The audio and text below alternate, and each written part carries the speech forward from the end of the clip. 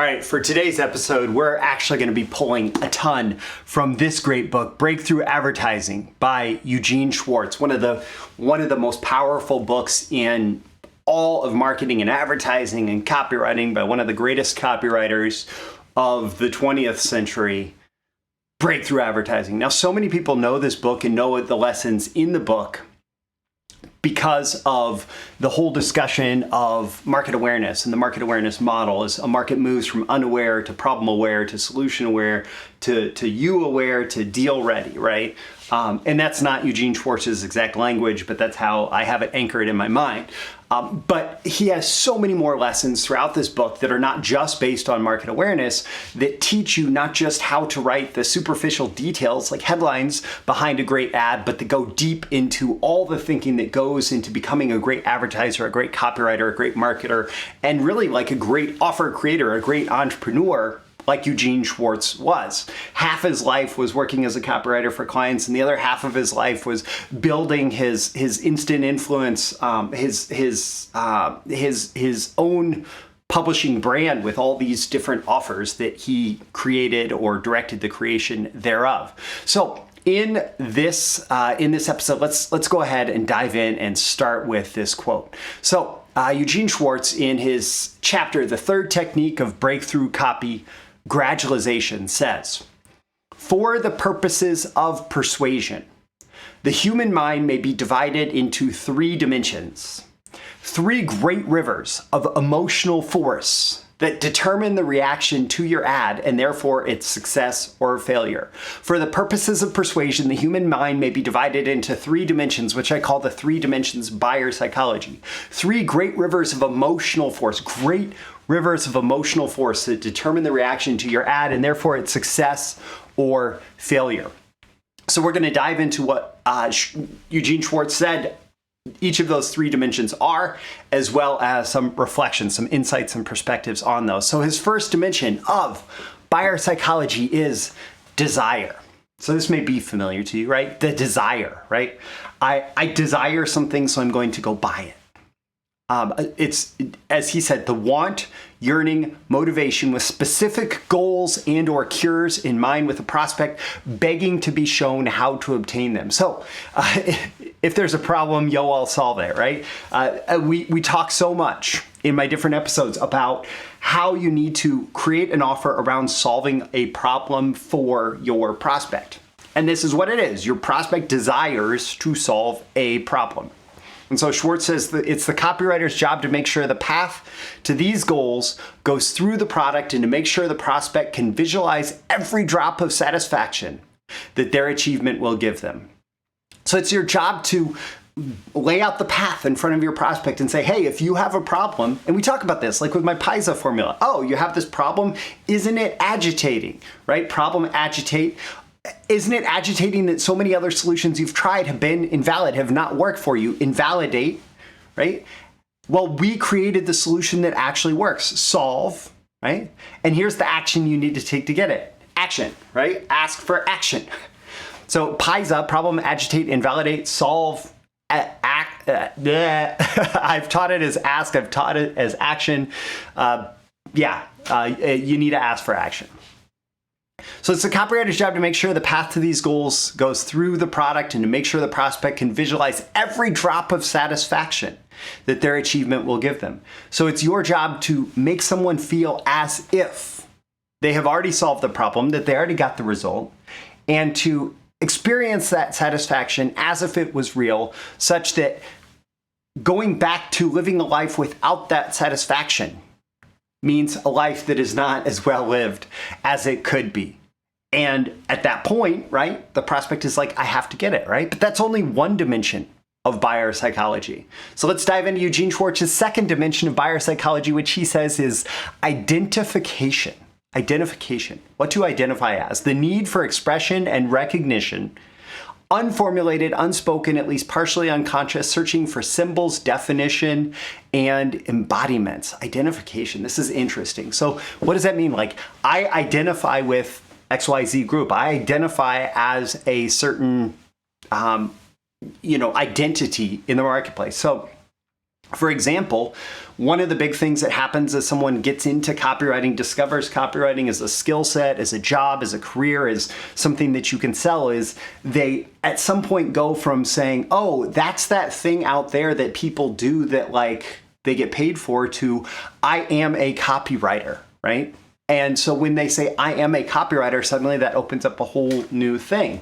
And I'm saying this specifically because so many people in my audience are copywriters and will resonate with that. But inside every market, there are all sorts of different identity statements that once they become true, your prospect is more likely to respond. Or if you speak to that shared identity, they're more likely to respond. So Schwartz says it's the copywriter's job to crystallize these self-definitions and embody them in his product. So for example, you want to be because I was at hockey practice last night, I'll be at hockey practice again tonight. If you want to be a great hockey coach, right? This is what it means to be a great hockey coach. Here is what a great hockey coach does. And by the way, it's in my product, right? So that the product may be used not only as a source of physical satisfaction, but also as a symbolic extension of the personality of the prospect for whom it is intended. So if a product is no longer just a thing that you buy, something that you get to get satisfaction, but if it's something that represents your identity, right? If you're a Lexus driver or a Toyota driver or a Bentley driver or a whatever, right? If your car is an extension of your identity, you're going to buy another one of those. If your beer is an extension of your identity, you're going to buy more of that. This has been used throughout mainstream advertising, throughout direct response advertising. It's used all over the place. It's used in political ads. It's used whatever. If you associate with this political party, which by the way, this is complete crap, especially when it comes to politics, I believe. But if you associate with this political party, then you need to do this, right? And your vote is another way that you are buying into, whatever message that they put out and they persuade you with. But the second dimension of buyer psychology, identification, is, so we have desire and we have identification, right? As these two emotional motivators for why someone buys something. But as Eugene Schwartz says, there are limits to these first two dimensions. He says, but important as they are, desire and identification alone are never enough. By themselves, they can never produce the full reaction the copywriter must have if he is to achieve the maximum success with his product. No matter how intense the desire, no matter how demanding the need to identify, both these reactions must be fused with a third great emotional force, I'm not going to reveal it yet, before they can produce the final overwhelming determinant of action. So desire and identification alone are not enough because they don't generate that full reaction.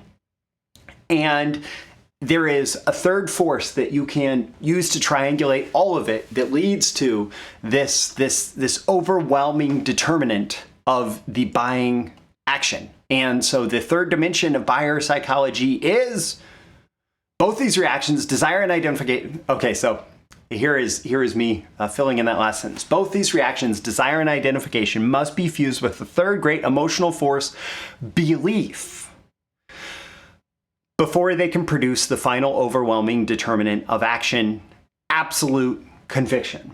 So if you get someone to the point where they believe so strongly that your product is a fulfillment of their desire and a extension of their identity, that they have absolute conviction in that, what do you think they're going to do? They're going to buy, right? And so Eugene Schwartz it's this fusion of desire and belief, this conviction, this certainty, this feeling in the prospect of being right in his choice, of being assured of what he has been promised that the copywriter seeks as his ultimate goal.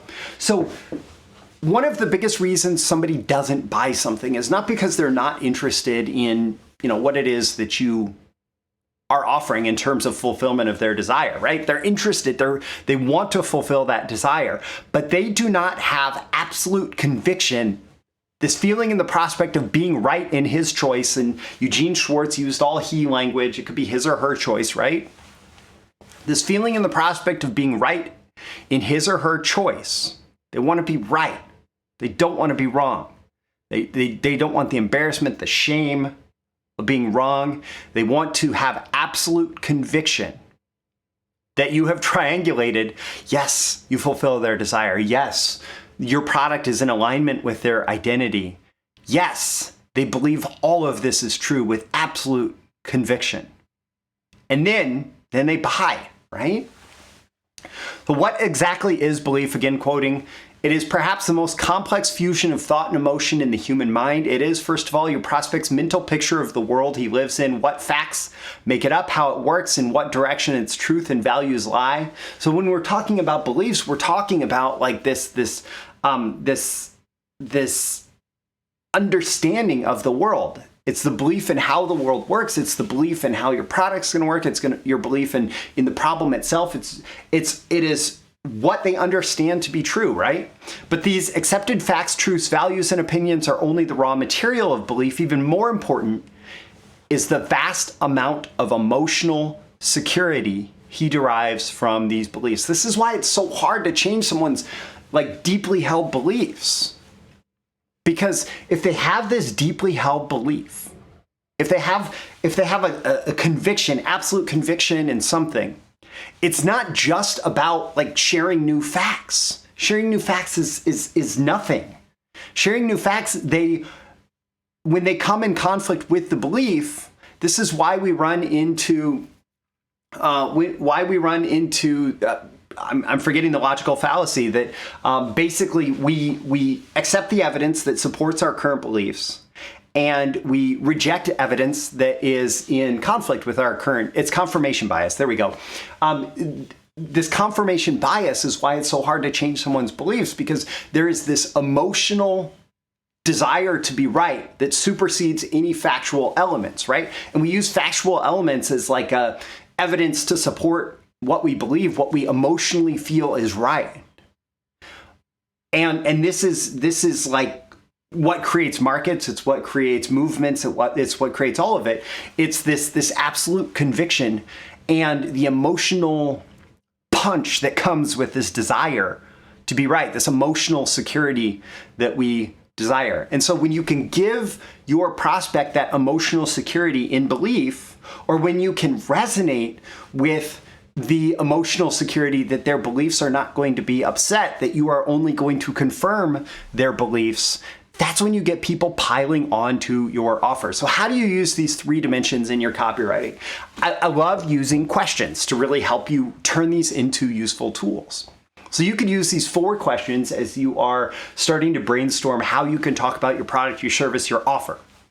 Right? What is the core desire my offer satisfies for my prospects? What problem am I solving? What desire am I fulfilling?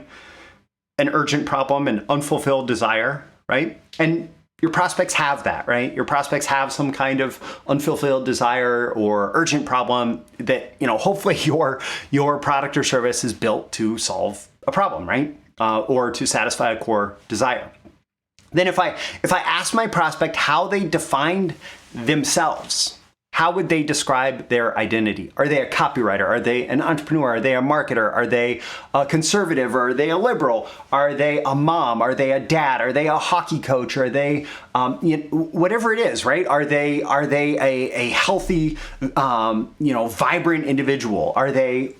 How do they define themselves? Do they define themselves as a victim? Do they define themselves as someone who the world has crapped on? Do they define themselves by their racial identity, by their gender identity, all of these different ways that people can identify themselves? Do they define themselves by their religious identity? All of these things, right?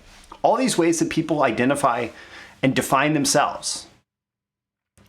These are critical to being able to speak to them. And when you speak in resonance with their identity, meaning you're in agreement with what they believe is their identity, it's going to be far more powerful. Now, what pre-existing beliefs does my prospect have that I can speak to with my messaging? What pre-existing beliefs does my prospect have that I can speak to with my messaging? So they have certain beliefs, they have certain convictions, right? They have certain they have things that they believe that have this emotional security tied to them.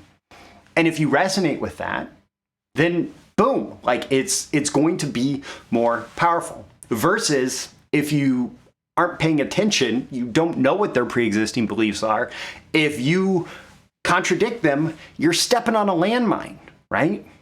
And you better do that intentionally if that's what you're trying to do, because if you do it accidentally, you're going to kill the sale. What does my prospect have to believe to be true? And this is really important, and we're going to get into this more in tomorrow's episode, where I'm going to go deeper into this gradualization chapter. What does my prospect have to believe to be true before they can have absolute conviction in buying? So they have pre-existing beliefs, and some of them are going to be related to the problem, the agitation, the invalidation, the solution, right? Some of their pre-existing beliefs are going to be related to your market, your offer. But then there are going to be additional things that they have to be true before they can have absolute conviction in buying. And again, we're going to talk more about that tomorrow. For now, your call to action is, how can you use what you've just heard, right? Have you been taking notes? Are you going to use this? Are you going to use those questions as you go through, as you brainstorm, as you research for your next copywriting project? How can you use this, right? And don't forget to like and subscribe. Leave your comments below. Like if you have that reaction, if you have an action item, you can certainly let me know in the comments below. But like and subscribe so you get more content like this, including tomorrow's episode where we go deeper into the gradualization concept from Eugene Schwartz in Breakthrough Advertising. Also, as a little hint, I have an entire training called the 6-Step Belief Shifting Framework, an entire course that goes much deeper into this whole process of taking someone through a sequence of beliefs that leads to them actually making a purchase.